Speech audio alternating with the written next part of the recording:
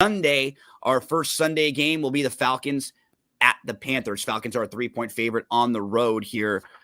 I like this group of players. I would love just a slight upgrade at quarterback. Talking about the Bears, like there have been a lot of rumors about a guy like Justin Fields coming to Atlanta and how he may look with that sort of a team that wants to run the ball if they can get maybe an upgrade at head coach.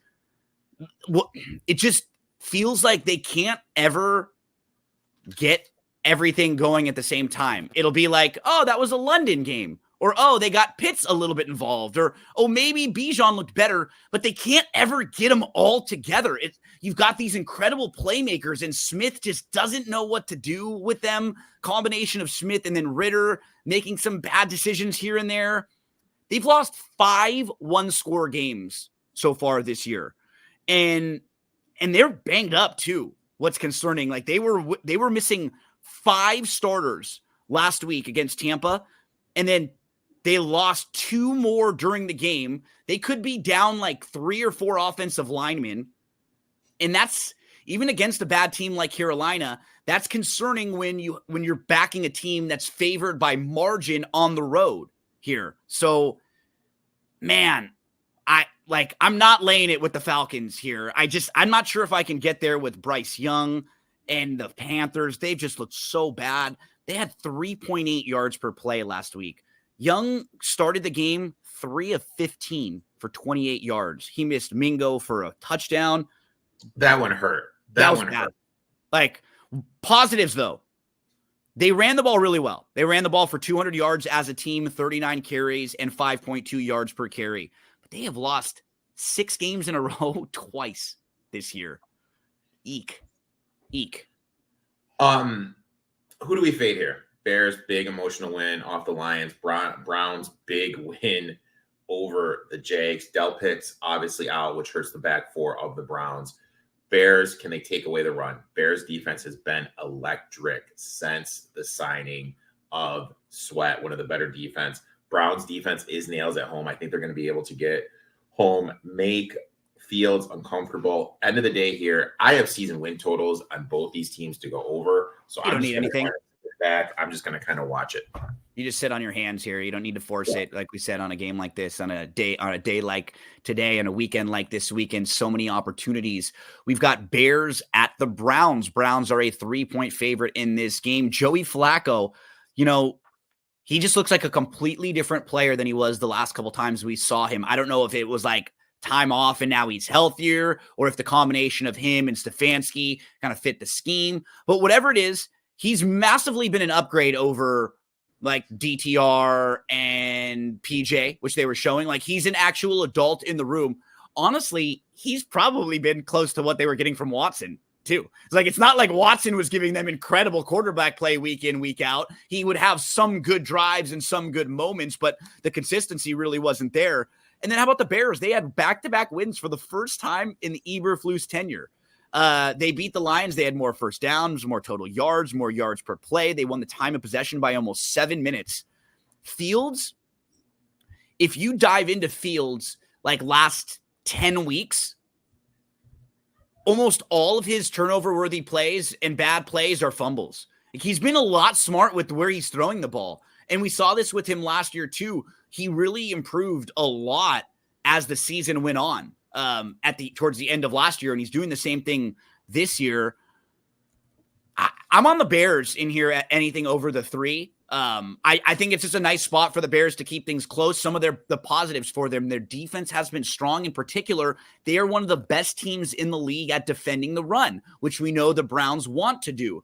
I was just talking about all the pressure the Bears put on the Lions, and the Browns are going to be without their normal offensive line. They're going to be missing some key pieces on the offensive line here. So I'm looking at a couple key matchups where I think the Bears will be able to perform very well against the Browns at over a field goal or over. I'm okay here on the Bears, Eric.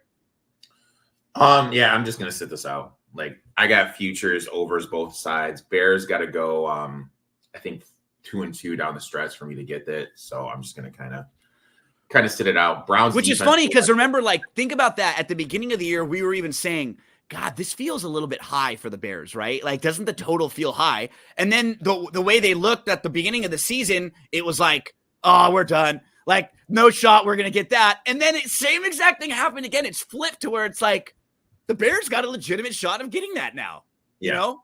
So I don't know what to do if I was like running the Bears, because they're the real key to moving forward. What's going to happen, right? Like, that decision they make are they going to stick with Fields? Do they trade Fields? That's going to lead like a huge domino effect in the entire draft. Yeah. I mean, it basically comes down to where you value Fields. I talked about this Tuesday on my show. I have Fields as the 11th best quarterback. I think there's 19 other teams that would take Fields over their current situation, what they have. That sounds about right. If I'm the Bears, what I would do is I would draft Marvin Harrison, and then I would draft the offensive line. Absolutely. That's what I would do, because I'm not a big. Or do you go down 1 or 2, right? And then you might even be able to do that. Like, if you go to 3 or 4, you could keep Fields. You could get probably an offensive lineman, and maybe you don't get Harrison. Maybe you get Neighbors, right? Someone like that. But then you can even stack up more. So I would do one of those 2 things, right? Go like slightly down, because they're not quite fully ready either. They still got holes to fill. But to me, it's wide receiver, offensive line, and keep Justin Fields. I think that's the best way to build their team. Yeah, because if you make, like, realistically, if you make the wrong choice, this will set your franchise back, and we kind of see it with the Panthers. I mean, look where they are right now. Obviously, dude, Caleb Young or Drake May could be that. Yeah, they could. We don't know. You never know. I think May, when it's all said and done, is going to be the better quarterback of the 2. So, like, we don't know. We don't know what's going to happen. But if I'm the Bears, I think Caleb has a higher floor ceiling. Drake May feels like he's I think a little safer as like a quarterback, because like I think Caleb can have one of those extremes. Like, his ceiling could be close to Mahomes. No joke. Like, he could do that. Physically, he's got the tools. It's mentally, is he there? Like, can he process this stuff? Because he's got that like playground style. But can you have to be able to rein that in a little bit. Like, you're not teaching players to be like Mahomes, because that doesn't work. So many guys come into the league thinking they can do the things Mahomes does, and then you see them try to sling the ball over the field and it doesn't work. I'm fascinated by what the Bears are going to do moving forward, because they just are the huge, huge piece of like, how is this draft going to unfold after that? And I really think a lot of it depends on who their coach is. Do they stay with Eberflus? Do they go someplace else? I'm hearing and I think the next 4 weeks matter a lot for them, right? Like, they go 3-1 here. I don't think Eberflus is gone. Yeah. You know, and they'll look at their oh, you know what? We were like 8 wins, 9 wins. We've got some momentum. Let's build on it. Let's see. Texans at the Titans. So the Texans are turning to Keenum on Sunday. Is that correct? The Texans? Yeah, did I hear that right? I thought it was Davis Mills. Okay, let me check this for sure, because I believe they said that in trying to in making sure that, because they wanted like more of a veteran. Yeah, so Texans are expected to start Case Keenum against the Titans with rookie CJ Stroud to miss the game. They wanted Keenum's big game experience as they are in the mix in the ultra crowded playoff race. So that's interesting. I'm not the big Case Keenum guy, but at this number, look, the Titans with Vrabel only 46% as a favorite. When laying 3 or more, that dips down to 41%. Both teams have some injuries. Texans do not have Nico Collins. They do not have Dell is out. What about Schultz? Do we know? Schultz, game time decision. And I look, in the fantasy league we're in, I've been bleeding tight end. I need Dalton Schultz to go today. This weekend, excuse me. In terms of this game, I was going to definitely look at some Noah Brown props. Yeah. But with Case Keenum, I don't trust him, so I'll probably just sit this game out. You know, who might be funny one is like, if you're playing in DFS, I might throw in a little Bobby Trees.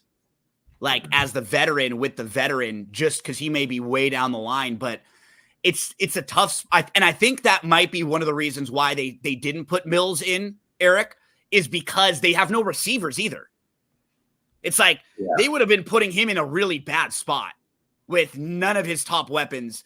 I feel they may feel like Keenum at least can maybe make less mistakes, if that sounds right, as a veteran. So yeah, this is a stay away for me because of all those missing pieces. Like, I don't like playing the Titans in this situation as a favorite. I like playing them more as a dog. And the Texans, I'm not sure who the hell is going to be out there catching passes for them. So yeah, that's a stay away for me. Chiefs at the Patriots. Chiefs are an 8-point favorite in this game, Eric.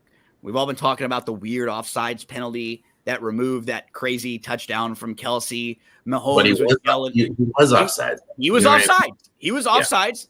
And you know, like everyone's gone into it different. You can't debate with if he was offsides, period. So that's like the start of the conversation. Following it, you can say, I think the only gripe you can say is, why didn't they call the play dead right away? Like, why did they let it get as far as it did? That's my only issue. It never with it shouldn't have been called. I hate when they let plays go like that when they know for sure it's going to be overturned, because you just don't want to get somebody hurt, right? Like, that's what frustrates me. You don't want Kelsey to be out there and turning his ankle on a play that they could have called dead 20 seconds ago. But it was offsides. It was the right call. So you got a pissed off Chiefs team, but you got a Chiefs team that still doesn't have a fantastic offense. They've lost 3 of their last 4. They've lost 4 of their last 6. They're not the same Chiefs team before. So to me, I wanted to play the Chiefs this week. Like, just coming off of everything that happened last week, I thought, yeah, they'll probably be a really good in FU mode. We want to come out. We want to play really well. But man, I don't like traveling to New England and being more than a touchdown favorite. That scares me. I can't play them there, Eric. I would be much more inclined to want to play the Patriots at anything over 7.5. And I think you even got this at a better number of 9, right? Yeah, I got this at 9.5. Mahomes, 48% ATS is a favorite, 49% ATS road favorite, 46% ATS 3.5 or more favorite. Then on the road at 3.5 dips down to 44, 45% ATS favorite, 7 or more. On the road, 7-point favorite or more, that dips down to 33% ATS. Pats, top 10, 11 defense. Chiefs, this offense is a complete bluff. They can't do anything. They don't have that field stretcher. They don't use Rashid Rice like they should. Kelsey can't get the separation. Kelsey looks washed up. Can we talk about another elephant in the room here, which you've mentioned throughout the year, and I want to give you credit for it? Man, no Bieniemy, and Nagy's the offensive coordinator. Yeah. We've seen that guy not run offense as well. And it reminds me a little bit of what we've seen from Hackett, right? Because Nagy was in a good spot, so he got this reputation like it was him. You know, he had been there before, and it was like, oh, well, he's there with Mahomes and with Andy Reid. He must be great. And that was the same thing we thought about Hackett with Rodgers. And then we saw when they left and they were on their own, it was completely different. And they went back after being a head coach, and the offense that they were running has been crap. Mm-hmm. Their offense, the numbers aren't there. I really feel Bieniemy is an old school guy, held Mahomes to some higher standards than Nagy does. Chiefs have some offensive line issues. And for as much as everyone wants to put the Chiefs on a pedestal, they're only one game up on the division over the Broncos. These divisional games mean a lot. They have one on deck with the Raiders. Anything over 7, I like. I got the Patriots at 9.5. And no Pacheco, which absolutely kills the running game because Edwards-Helaire can't run between the tackles. McKinnon can't take the wear and tear, basically just a third down back. That absolutely kills the run game. And Eric's one of the only ones mentioned Mahomes meltdown half. Yeah, exactly. So you don't melt down right then. You still have 2 extra plays. But then after that, it's like, we didn't get a touchdown. Screw it. You know, all the emotions come out. And it was even more than just that play in this game. I think it was last week. whatever happened at the end, even there was 1 or 2 calls against them, there was 1 or 2 calls that went for them. I think it's the frustration with this offense overall that Mahomes has had that was showing more than just what happened with the officials. So shout out to everyone who's joining us in the chat this week. Sports Better, who's out there. Bobby Thomas, smooth Bobby Thomas. Sports Facts, we were checking in with. Bobby's living the dream today. I talked to him last night, man. He's going to the MSU Baylor at Little Caesars. And then right after that, he's going to the Lions Broncos. That dude is living the dream today. Awesome. Pour one out for me and Eric today. Smooth Bobby. Brewers baseball checks in. Let's make some money checks in. I hate the Lakers. So big shout out to all of you out there in the chat. Thanks so much for hanging out with us on this beautiful Saturday morning as we get through 3 games on the Saturday football slate. And now we're all into the Sunday slate. And in this game, Eric, where we're talking about Chiefs Patriots, remember, with a big number like this, what I like to see is the Chiefs the Patriots last week, first drive, scored a touchdown with Zappe. He completed 14 of his 21 passes to start the game, 3 touchdowns to start. Then it looked like he got banged up. And following that, they weren't as good and they didn't move the ball quite as much. He's got a few extra days off also because they played last week on Thursday against Pittsburgh. And if we can just get a good game strip to start the game and get a score right off the bat, then you give yourself a bunch of wiggle room, right? And then you feel pretty good about it. Even if this team can just get 1 or 2 or 3 scores early in the game, like we saw from them last week, to where then you just buy yourself more and more time when you're playing a big number like this. So feels like the Patriots side is the right side here.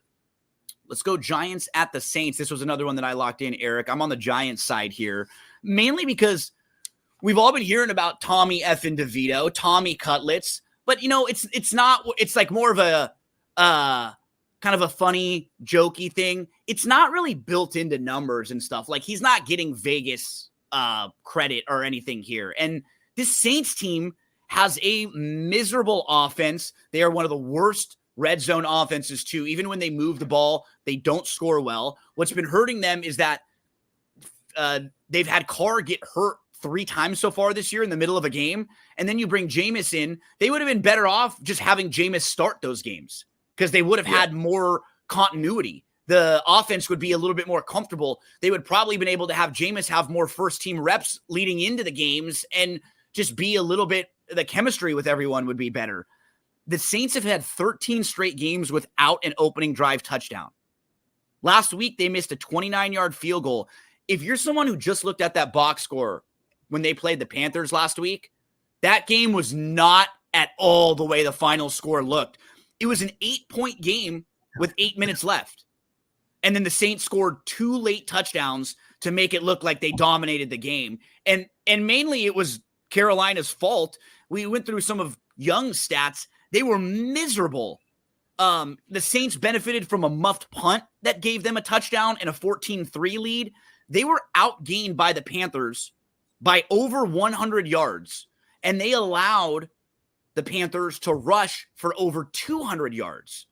And again, I'm looking at this matchup. I think that's what the Giants are going to come in here looking at and saying, last week, Panthers ran all over this team. The Giants themselves just ran for 200 yards because they were getting DeVito more involved in the running game, which is smart. Now Dable's starting to use some of the strengths of Tommy DeVito that he can move around a little bit, makes it easier for him to pass. And with the Giants defense, they've played really well as of late. I've been just so impressed with how hard they've been playing. They've won 3 straight games in a row. I like to see that they're using Wan'Dale Robinson better. They're using Hyatt better. This team now is looking more like a team. I think this number is too high for the Saints. I locked in the Giants at +6, actually. Allen is the 6th least profitable coach against the spread since 2005. Big number for a team in the Saints. It's one of the worst in the NFL in the red zone. Superdome is tough to play at, but the Saints team just isn't that good. Barkley should be able to have his way running against this front line. I think that game against the Saints with the Panthers was a little misleading. Panthers had every opportunity to win it. or at least cover the numbers. Saints do have some injuries. I would definitely lean the Giants here, but I'm not involved. Let's keep rolling along. Oh, Eric, I had to ask you about this one. Giannis going after the game ball. That was a weird thing, right? That was weird. The whole thing was weird. Like, I don't know. Like, me neither. I wish we could get one day like a 30 for 30 or like a podcast where everybody had to have truth serum and we could hear what really happened. Because I'm still confused. There's this Melanie Ricks. She's a sideline reporter for the Bucks. In-game stuff on the sideline. She does a sports show up in Milwaukee, and I caught a little bit of it the day after because I wanted to hear what she had to say, because literally she's right on the court. She knows. If anyone heard, she would have heard. The comment she made is, she said there is a lot of stuff going on the court that you couldn't tell during the game with the stuff being said. So that's the only thing she said, but it turns out it was a simple misunderstanding. It turns out that the head of security for the Bucks already had the game. Had the ball. Yeah. So the whole thing was weird. And I will say this, for Giannis, I thought that looked awful. Mahomes' fit for me was more of a kid fit. Giannis fit was like, dude, you're running into the opposing locker room. It's like, dude, like, what are you doing, man? Like, yeah. I don't know. I didn't like that look at all. Well, and I thought that's a good comparison. Who brought that up? Was it Sports Facts? And just like, those are two guys who are pretty squeaky clean, you know, like they are basically the faces of their sports, or as close to it as possible. And they don't really have scandal. Like, they're pretty well liked, you know, even opposing teams don't really have a whole lot of bad to say about Giannis or Mahomes. So that it was sort of weird just to see them in a different light this week, you know, because we're not used to seeing that.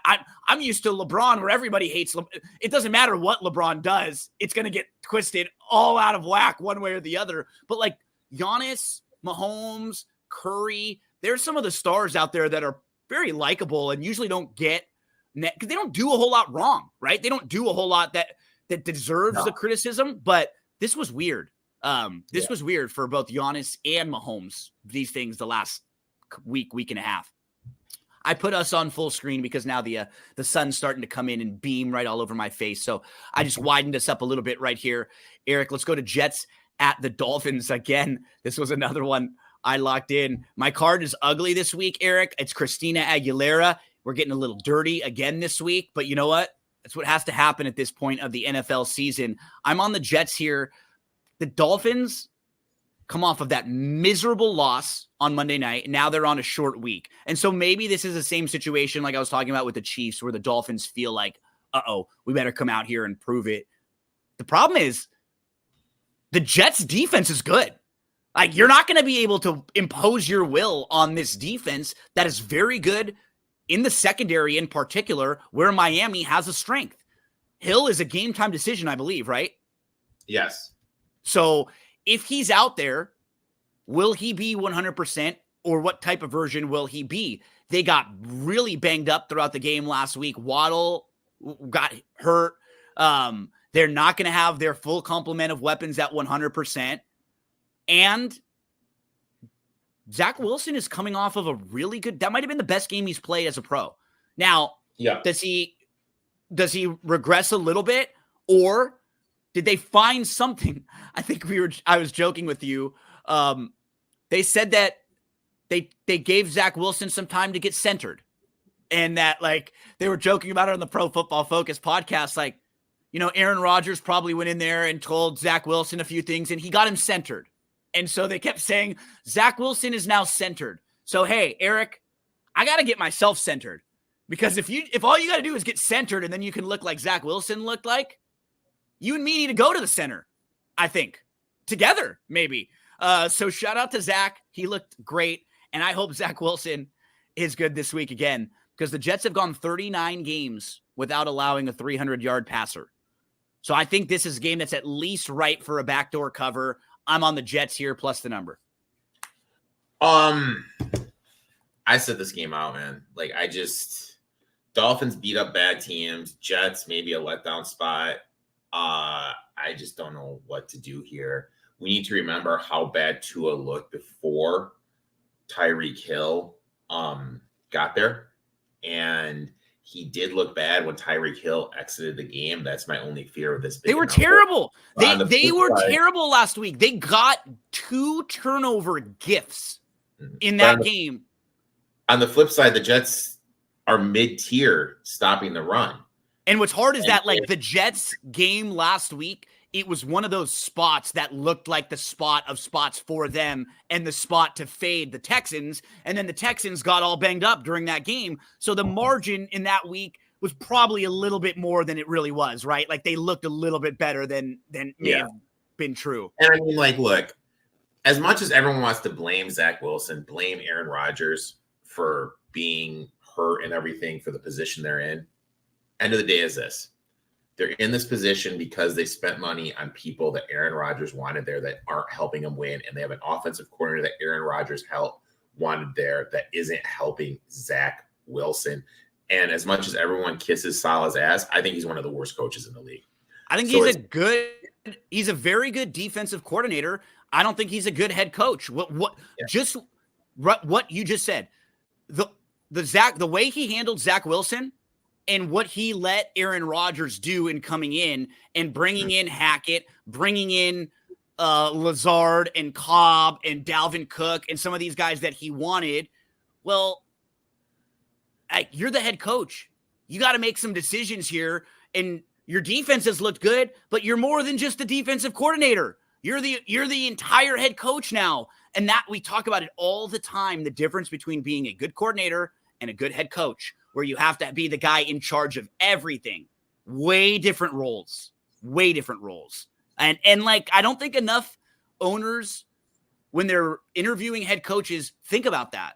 They think about someone who's a good coach, but as a head coach, you are more than that. You've got to be a great orator and a great speaker. You've got to be able to do like promotional stuff. Like, there's a lot more than just being the coach on the field. And I that's where Saleh really, really struggles. Let's go Bucks at the Packers, Eric. Packers came back to life a little bit last week after looking really good for a few weeks. Jordan Love had a miserable start to the game in the first half. He had a 48 grade by Pro Football Focus. Third quarter, fourth quarter, much better, but he will kind of mess with his mechanics a lot. And that, like, he'll drop out of really a good mechanical throw, and then he'll kind of have a YOLO, like Brett Favre kind of throw, and he's got to be a little more consistent there for them to raise their floor. The Bucks are actually your division leader right now. They're 3-1 in division games, and I will tee you up here. I read that you ordered a Baker Mayfield jersey, and you're cooking things up with Baker right now. You're cooking it up. I would never thought at this point of the season that the Bucks are my favorite team. We need to give this coaching staff props. 3 weeks ago, they completely changed their running scheme, and it is showing. White is averaging 95 yards per game, 4.8 yards per carries, and this Packers team is an absolute, what's the word I'm looking for? Putrid defending it. They are putrid defending the run.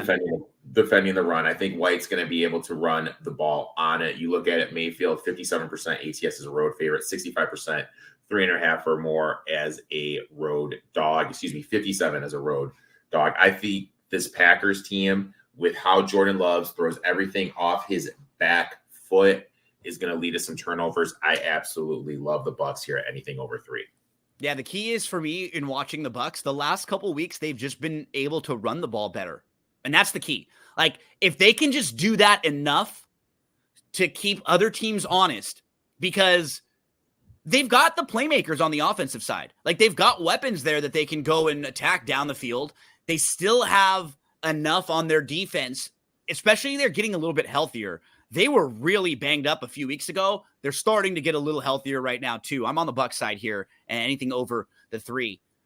We move to the 49ers and the Cardinals.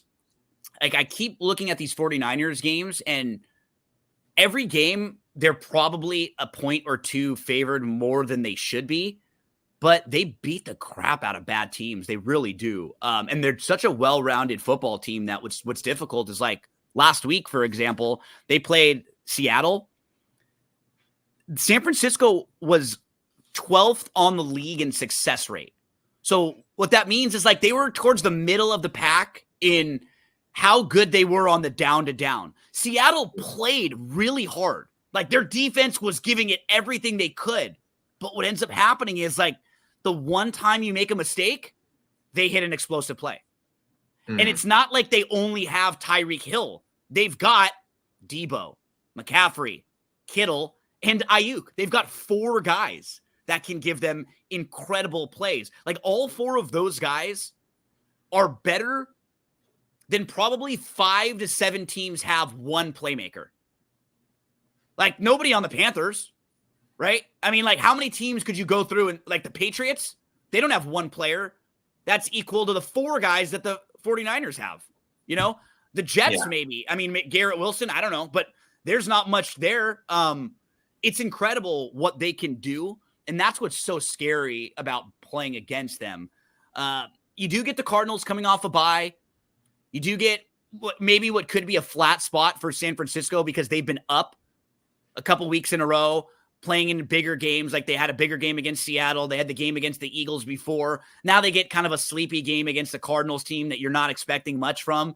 And can Kyler run around enough here to make this a game, to have this be a game where Arizona's down by 18 and gets a backdoor cover late? Can we see something like that happening? I mean, I'm not laying it with San Francisco, but you keep pointing out like Frisco, Dallas, some of these teams this year, they have been good at beating up on bad teams with huge spreads. That's like a normal spot you want to fade teams like this. Yeah, normally you want to fade a team here and take the team getting the big points. But on the flip side, you mentioned that the Cardinals are just not the Cardinals. The 49ers are electric. Trent Williams, Debo, Ayuk, Kittle, CMC. Cardinals do struggle stopping the run. I would definitely look to not get involved at this game at all. This is one game I want absolutely literally nothing to do with.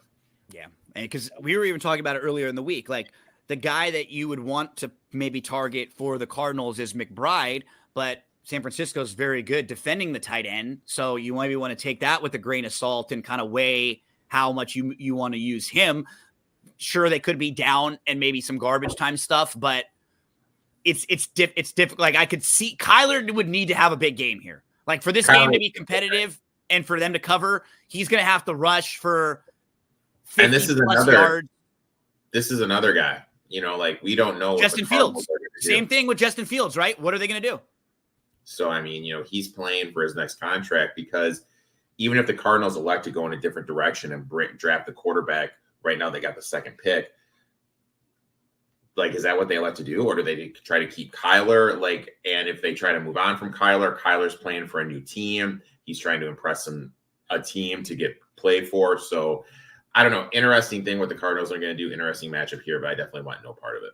We move next to the Rammies and the Commanders. Man, I was so nervous coming into this year. I thought the Rams were going to be one of the worst teams in the league, and they have completely outplayed my expectations. And you start to look in their losses. They lost by 7 to the 49ers in a game where the Rams had 7 more first downs and outgained the 49ers in that game. They lost by 3 at Cincinnati with Burrow. They lost to the Eagles by 9 in a game where they really played well, but the Eagles kind of ran the ball really well in the second half, and the Rams just kind of couldn't stop that run there. They lost by 7 to Pittsburgh when Kyren Williams got hurt. And they got beat up at Dallas when Stafford got hurt. They lost at Green Bay with Ripien. You go through this team when they've been healthy. When they've had a healthy Stafford and Kupp, just those 2 guys, they've been incredible. In fact, when they've only had Stafford healthy, they're 4th in success rate, 4th in offensive EPA. When they've had Stafford, Kupp, Nakua, and Kyren Williams. So their quarterback, their top 2 receivers, and their running back. Their offense, they are number 2 in EPA and in success rate, only behind the 49ers. So now you look at this team, they've got an identity. They have a good offense and good offensive weapons. Their defense is fine. They've got some defensive playmakers, and they have a smart head coach. He's not perfect. He'll get cute sometimes when it comes to like kicking field goals, going for it. As far as designing plays, putting guys in good positions to succeed, I think McVay is still one of the best. I think he's still top 10, probably top 5 at designing an offense, because we're seeing Nacua become a star. And last week, what was great, Kupp looked the healthiest he's looked in probably 2 months. So now if you've got a fully healthy Kupp, you've got Nacua, who's breaking all sorts of records. Nacua is the first. Nacua, Bolden, Anquan Boldin, and Randy Moss, the only players in Super Bowl history with 1,100 plus receiving yards in their first 13 games. So, you know, like all that being said, I don't know if I want to lay the number here with the Rams against Washington, but I've been really impressed with them, and they're playing for their playoff lives here. They're tied with Green Bay for that last spot. Green Bay's got the tiebreaker over them because Green Bay beat them. But if you're the Cowboys or the Eagles or the 49ers, all 3 of those teams the Rams have played this year, I'll tell you, I don't think you want to run into the Rams in the playoffs. No, I think the Rams are an explosive team. You look at anytime you're going to be rolling out Donald, Stafford, Williams, Puka, and Kupp, it's a tough team and a team you don't want anything to do with. In terms of this game, I didn't do anything in terms of a side, but I did take Cooper Kupp over 70.5 receiving yards. Kupp runs over 60% of his routes out of the slot. That means he's going to be matched up against Martin or Johnson. Those two have allowed 10 receptions, 179 yards in their last 2 games. Cooper Kupp is averaging 9 targets per game in his last 2 games. I think it's a great matchup for Kupp. I'm going to be on his props. Kupp for Eric. Let's see. Yeah, this is a point talking about how the Rams might be the 4th best team in the NFC. Yeah. Right? If you, after those top 3 NFC teams, you look around and everybody's in that 7 and 6, 6 and 7 position. Like, are the Rams not better than the NFC South? Right? Like, I mean, I take the Rams over any team in the NFC South. Right? Like any of them. I'm taking the Rams over like most of the NFC. So I think that was a great point in that they got to get there. But if they do, they're a team that has experience. They've got a veteran quarterback. They're well coached, and they're good on both sides of the ball too, which is nice. Like, they can slow you down defensively. They can also outscore you. They should have beat Baltimore in that game. And even when you lose a game and you score 31 points against the number 1 seed in the AFC on the road, that's not a bad loss in overtime. Not a bad one at all. For the Rammies. So we move along. Our next game, Cowboys at the Bills. Big game this week. Bills trying to stay alive and in playoff positioning. The Bills are a 2.5-point favorite in this game after both of these teams come off of like massive games, right, Eric, where they were up big time. These are teams that I would both love to fade normally this week, but they play against each other. So can't do that. The Bills come off that emotional win against the Chiefs where even more than like the Mahomes complaining and like after the game, that didn't bother me. I think what bothered me the most was when he shook Josh Allen's hand after the game, and Josh Allen's just like there to shake his hand, and Mahomes is like, man, that was the worst call in the world. I can't believe that. It's like, Josh Allen doesn't give a shit. You know what I mean? It's like, dude, we won. You don't think I'm sorry. We're just trying to stay alive and make the playoffs, Pat. Like, you've probably had 1 or 2 of those go your way. Like, that's not the time then, right? Like, Pat can go back in the locker room and complain with the Chiefs guys, but like, don't go tell the team that you just played. Like, what's Allen going to say? Oh yeah, you're right. Hey, you know what? I'm just going to tell the league that we lost this game. You can have it.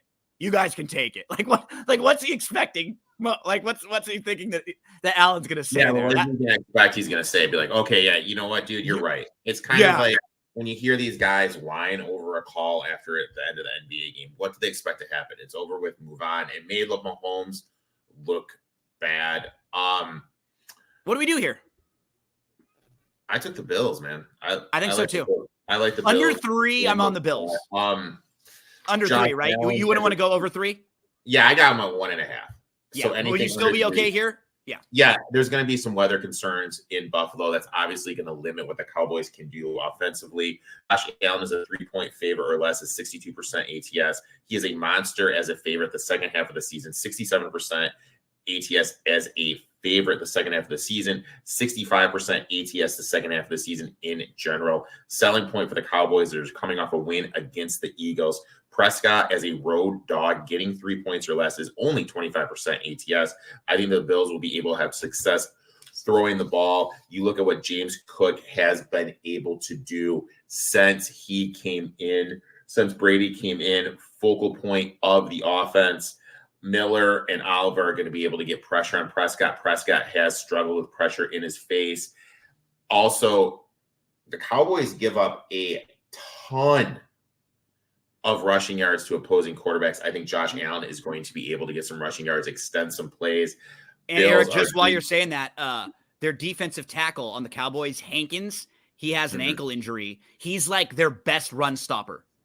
Yeah. So if he's hurt or he's not playing or like on limited snaps, that will really kill. And Allen's, this is the point of the year when, and especially now for the Bills, like this isn't like last year or 2 years ago where the Bills were already in the playoffs and down the stretch, it was like, hey, they just don't want to get Allen hurt. Like gloves are off now. Handcuffs are off. If Allen has to run 15 times, he's going to do it. Like, they can't risk him getting hurt or anything. This has to be do whatever you do to increase your chance of winning this game. And this has to be go out there. We need you. We need to win. Go out there. Do your thing, Josh. I mentioned James Cook. These are his fantasy points since Brady's taken over calling plays. 19.2, 16, 25.1. That's an average of 20.1. Definitely a good DFS plug. Bills are one of the most unluckiest team in the league, due for some positive regression. Just look at their point differential. This team easily could have 9 wins. I think they're live. I think Josh Allen's live to win MVP. I'll take the Bills. And the key is too, Eric, like that template and the narrative is there for them with the way the season has gone. They were struggling. They looked like they were out of it. Now they've got Cowboys. They've got a Chargers team next week that looks like they've given up. They've got the Patriots, and then they've got at Miami week 18, which would probably be Sunday Night Football. And so you win this game, you're 8-6. You got the Chargers next week. You got to beat them. You're 9-6. You've got a home game against the Patriots. All of a sudden, you're 10-6. And then you've got Miami in that final week. So if this Bills team does get into the playoffs, they're going to be playing as well as anyone. Josh Allen's going to be in a groove. Like they're going to be a live team. You made a couple of good suggestions. Maybe some Allen MVP, some Bills to make the playoffs, some Bills to win the AFC, those types, because those are the big value that you want to play today before the Cowboys game. Because if they beat the Cowboys, then the prices are already going to start shifting way down. Yeah. So hammer them right now. You'll probably get the best value on those. Let's go Sunday, Eric. Where are we going? Ravens, Jags is this Sunday night football here. So last week, I was really disappointed in Jacksonville that they had Lawrence play. Like, if you didn't know he was hurt and you were watching the game, he didn't look like he was hobbling, but the dude threw 3 interceptions and he was obviously off. And that was probably the difference in the game. They had 4 total turnovers, and in a game where their defense slowed down the Browns and only allowed 2.9 yards per carry, they couldn't win because they themselves turn the ball over so often. I think Lawrence ended up finishing graded quarterback number 30 on the week. Anytime he's that low, there's an issue. He's never that low. Like, he's not usually number 1, but Lawrence is like 10-ish always. Like he's in like the 8 to 12 range of quarterbacks, I think, for Trevor Lawrence. And I'm expecting him to play better this week. I think if you get 3 or over, it's a good spot to play the Jags. You got the Ravens coming off of an overtime game. You got the Ravens looking like a team that's still trying to figure things out without Mark Andrews. I have some concerns about the Jags just overall as a team, but this feels like a pretty good spot for them. So I would be on the Jags in here at 3 or above. Anything in this Ravens-Jags game, Eric? I got nothing. This is a complete and utter pass for me. Like, just 210? because I don't trust Trevor Lawrence. I think the Jags are one of the bigger bluff teams in the NFL. Etienne's wearing down. Lawrence is locking in on Zay Jones. They're not taking advantage of what they have in Ridley, looking to target him. Flip side, Ravens have injuries. Odell Beckham's beat up. You mentioned their offense doesn't look right with no Andrews. I really don't know what to do here. I have a ton of action in the earlier slate. So because of that, I'm just going to sit this one out. And in this final game, it's another one of these games, Eric, where I feel like I wanted to fade kind of both of these teams because you've got the Eagles coming off of one of the tougher stretches of games I can remember in the last couple of years, honestly. Like what the Eagles have had to do over the last 6 weeks has been brutal. They played all of the best teams in the league and division rivals, which make it even more difficult. And they did it as they were banged up, kind of wearing down, missing some key pieces on the defensive side. Hurts hasn't been 100%. So like, I want to give them credit because I know that they've had some kind of fluky and lucky wins, but I did see a stat that was comparing all the 10-3 teams this year, like all the teams that have 3 losses, and the Eagles have the toughest schedule in the league. And everybody else has played like, I think the 49ers have played the 9th or 10th hardest schedule, and then the other teams have played soft schedules. So just right there, like they've had to get up a lot recently. But you got to get up again here to play against the Seattle team that is trying and doing everything they can to try to make it into the playoffs. Just had a struggle of 4 straight losses in a row. They had to start Drew Lock last week. Their defense battled, but they kept giving up big plays. They ended up giving up 527 total yards, even though they made San Francisco punt 5 times. Witherspoon got hurt. And then DK Metcalf was pissed off on the sideline. He got thrown out of the game. On the other side, you've got Hurts a little banged up for the Eagles. They had 3 different players have a fumble last week. I kind of talked myself into both ways on this game. This one is a pure stay away for me just because I wanted to kind of fade both of these teams coming off their recent stretch of tough games. These 2 teams actually both, if you just isolated their last 5 weeks, they've both played the toughest schedules in the league by far. Yeah, I mean, for here, look, Seattle gives up 94.5 yards running per game, 4.3 yards to opposing running backs. Just give me some DeAndre Swift props. That's all I'm going to do here. That's literally the only thing I want in this game, just because I don't know what's going. Eagles have struggled. We saw these clips going around that Eagles are starting to get frustrated with how much Hurts is fumbling the ball. They're having him do these drills where he falls down without fumbling. We're hearing reports A.J. Brown's upset he's not giving him the ball enough. Maybe look for some A.J. Brown props. But at the end of the day, Sirianni. Smith is a little banged up too, right? Yeah. Devontae Smith? Yeah, because at the end of the day, the Eagles are one of the most analytic teams, and the analytics say to run against Seattle. So I think it'll be a big DeAndre Swift game. I'll look for his props. In terms of sides or anything, I'm not going to get involved. It's funny because the Eagles went this year when they were 10-1. They were overvalued because you're looking at a lot of their wins. They were tight wins. They probably could have had 2 or 3 more games that they shouldn't have won at that point. I almost think it's flipped now. Like, I think because the last 2 weeks they got their asses kicked so bad that the narrative is like, Philly's not as good as San Francisco and Dallas. And we may actually be able to get value on them now because of those games. Just in like a 2-week span, things change that quickly, to where it's like Philly felt like a team I wanted to play against to now, wow, this may be a team I'm trying to attack. Even if they lose today, like down the line, you feel like they may be valued better and still have an upside on like a one game where they can beat anybody. So let's monitor that. I mean, you're looking at them right now. They're plus 750. I mean, this is the highest they've been in they've a ever while. been. Yeah, this is the highest they've been since last year, all the way through last year, all the way through this year. You know? Yeah. So if you're an Eagles fan, or if you're high on just them getting it right, and kind of thinking that, it might have been all those tough games in a row that beat them up and wore them down, I'm kind of thinking that right now. The Eagles are one of the teams value-wise that I'm looking in on. Eric, as we finish up, talk to us about ParlayPlay.io. Our promo code is NFL Betting Blitz. Anyone who wants to get some action today, you need to head on over to the website and type in our promo code.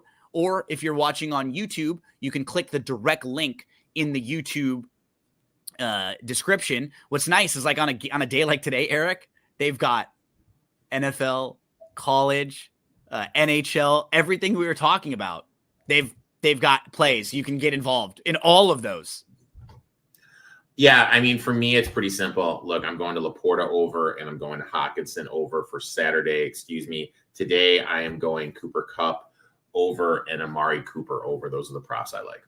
Awesome. Yeah, I was right there with you on the Hawk. That was my play of the week. I like the over 12.5 fantasy points. Michael Pittman, I went over 16.5 fantasy points as well. So those are the two I put together. Hawkinson over the fantasy points, Pittman over the fantasy points. Two that Eric was pointing out that their matchups are really, really good. So shout out to everyone. Let's make some money. I hate the Lakers. Who else was in there? Bobby Thomas, Smooth Bobby Thomas, Sports Better. All of the folks checking in. Sports Facts. We appreciate all of you spending some time with us on this beautiful Saturday morning. Thank you. I hate the Lakers. We appreciate talking with you each and every week here on NFL Betting Blitz. So for tomorrow, I will replay the Sunday games at 11 o'clock a.m. Eastern time, but you're going to hear the same analysis that we just gave you right now. We will replay that for tomorrow. So Eric, buddy, thanks so much again for jumping in a little early today with these 3 Saturday games, and hope you have a nice holiday season leading into Christmas. You and I will talk again next week, but shout out to everyone out there. Hope everyone's having a really nice time. I was rocking, I'll have to get some of these for you and me, Eric. I was rocking the matching pajamas last night for Milo's Christmas party. So I think maybe you and me, we can get some for XFL Jim maybe, and Chase. We'll get up on a broadcast one time with matching pajamas for everybody. Man, I'm so looking forward to it, man. That works good for me. Awesome. Well, have a good one, buddy. Thanks so much, everyone, for hanging out with us, and we'll see you again. So you and I will be back. We'll record on Wednesday for next week. Or no. Next week you're out, right? Next week you're out. So next week I'll be recording Wednesday. We'll figure out as we get closer into the holiday season exactly what's going to be happening. But will you be having your normal Tuesday show next week? I should be having my normal Tuesday show. So we'll keep an eye on social media and follow along to see what the schedule is for Eric. Good luck, everyone. NFL Week 15.